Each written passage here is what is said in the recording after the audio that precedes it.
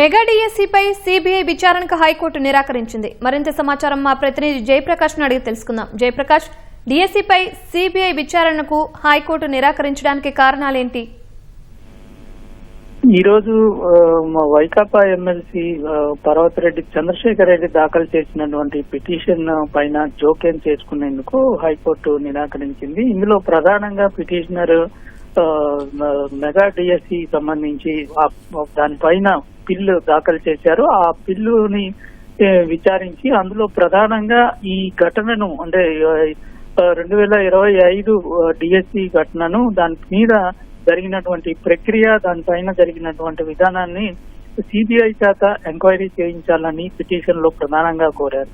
అయితే బిల్లుపై జోక్యం చేసుకునేందుకు హైకోర్టు నిరాకరించింది.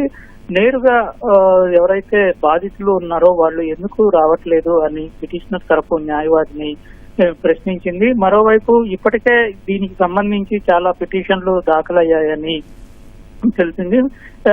దీంతో పాటు అసలు ఈ స్పోర్ట్స్ కోటాలో చాలా అవకతవకలు జరిగాయని, స్పోర్ట్స్ కోటాలో వాళ్లే నష్టపోయారని పిటిషనర్ తరపు న్యాయవాది కోర్టు దృష్టికి తీసుకువచ్చారు. వాళ్ళు వచ్చేందుకు భయపడుతున్నారు అని కోర్టు దృష్టికి తీసుకువచ్చారు.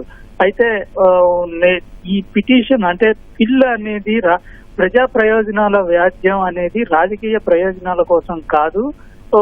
దీనికి ఒక ప్రత్యేకమైనటువంటి ఒక నియమ నిబంధన ఉంటుంది. ఇది ప్రత్యేక సందర్భాల్లో మాత్రమే ఒక ఉపయోగపడటానికి మాత్రమే పిటిషన్ వేస్తారు. రాజకీయ ప్రయోజనాల కోసం ఇటువంటి నిబద్ధత గల పిటిషన్ ని వినియోగించకూడదు అని హైకోర్టు తెలిపింది.